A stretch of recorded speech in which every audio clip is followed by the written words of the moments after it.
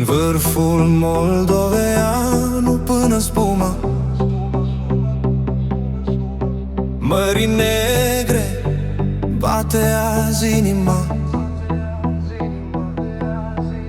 Mii de glasuri aprind cerul, aurorele pictează nordul în safir și aur. Legendele vechi rămân în urmă, iar marea arde în fața noastră.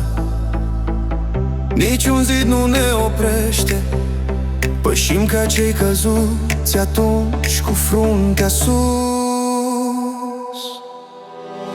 Clopotul mitropolei bate umăr lângă umăr, încărcăm vise, viitorul sclipește în mozaic de pixeli. Să răsune clopotele libertății peste delte și Carpați. Lumea să audă, noi suntem Europa, gând nepieritor. Ridică-te, Europa, acum e clipa. Înalță-ți glasul, sparge tăcerea și furtuna. Împreună, puternici, nimeni nu ne frânge. Pulsul unității bat în fiecare pas. Suntem Statele Unite ale Euro-Art. Strigă fără teamă, trăiască cultura, focul horei să ne lumineze ziua, muncă și credință, arta și rostul nostru.